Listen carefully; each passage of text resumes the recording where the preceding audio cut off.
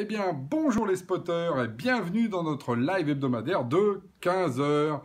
Et aujourd'hui, on va parler des data, mais des data et des hommes, des data et des process. Parce qu'en ce moment, sur les données, alors tout le monde ne parle que des données. Si à 50 ans, tu n'as pas eu des données, tu as vraiment raté ta vie. Aujourd'hui, pour faire de l'intelligence artificielle, il faut des données. Pour bien comprendre son business, il faut des données. Enfin, ce qui était avant un peu le parent pauvre d'ailleurs de nos organisations est devenu un élément central. Et donc, je vais essayer de décrypter un peu avec vous aussi ce que je vois de la façon dont les organisations font vraiment des choses avec leurs données. Alors, si on regarde, j'ai préparé une petite matrice. On peut zoomer là sur la question des données. Il y a des boîtes qui, effectivement, se moquent complètement des données. Hein, c'est la première solution, parce que finalement, ils en ont un peu rien à faire. Il y en a qui sont totalement data-driven, comme on dit, c'est-à-dire que toutes les informations quantitatives, il n'y a que ça qui leur paraît important. Le reste, ça n'a pas d'importance. Puis ensuite, vous avez... Et c'est ça la dimension que je voudrais travailler là, c'est des boîtes qui n'ont pas de process et des boîtes qui sont extrêmement processées. Et bien en fait, vous obtenez 4 catégories. Alors, du coup, je vous donne dans le mille. Première catégorie, ceux qui finalement se moquent un peu des données et qui n'ont pas de process, c'est ce que j'appelle les artistes. Donc, en fait, c'est l'intuition, c'est j'invente, j'ai de l'expérience, on retrouve des experts, des consultants, mais il y a même des boîtes très organisées, ou qui ont l'air organisées, qui fonctionnent comme des artistes. Deuxième catégorie, la data, c'est pas notre problème, par contre on est très processé. Ce sont des militaires.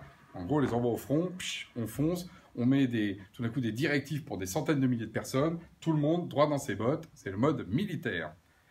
Puis ensuite, vous avez ceux qui, alors regardent les données en permanence, les analysent, les commandent, font des PowerPoint, des Excel, mais en fait n'en font rien en termes de process. C'est ce que j'appelle les chroniqueurs. En gros, c'est comme ceux, le matin, moi j'écoute la radio. En fait, ils analysent le monde, ils en parlent, mais enfin, ça ne change pas dans leur process. Et puis, vous avez ceux pour qui tout faire, c'est les industriels. C'est eux qui font tout en fonction des données, le taux de qualité, le pourcentage de vente de telle cible, de tel segment, et on change notre process. OK.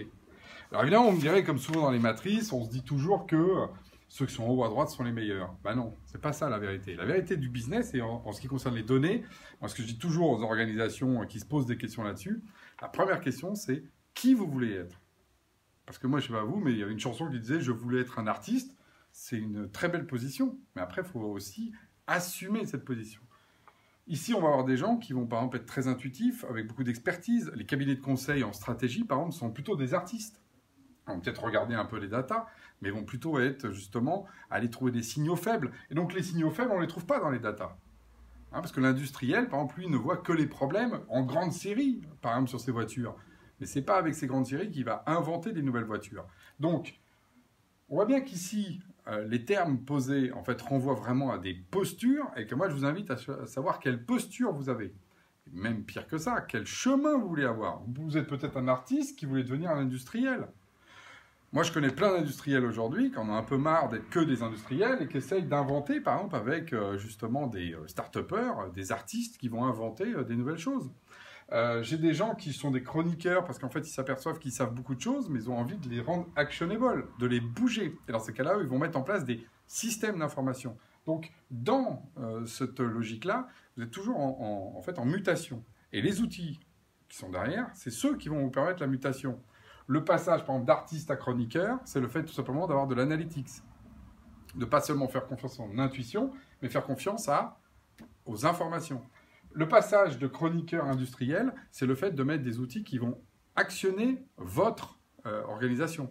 Typiquement, là, nous, par exemple, dans les réseaux sociaux d'entreprise, on passe de là à là. Je sais des choses, mais je les rends actionnables auprès de ma grande masse d'utilisateurs. Donc, savoir qui vous êtes, le chemin que vous allez faire avec des outils, et puis aussi de jamais oublier que derrière tout ça, il faut changer la culture des gens. Si vous avez les chroniqueurs, que ça éclate tous les matins de faire la chronique du monde, ça ne va pas forcément les exciter de devenir des militaires qui doivent écouter ce qu'on doit faire. Donc, le changement qui est derrière d'un point de vue culturel, et puis la dernière chose, c'est que moi, ce que je vois, et c'est pour ça que j'ai fait cette chronique, c'est qu'il faut aussi éviter les sirènes et les effets de mode. Aujourd'hui, quand j'entends « s'il n'y en a pas de data, on ne peut pas faire d'intelligence artificielle et donc on ne peut pas faire de business », c'est pas vrai.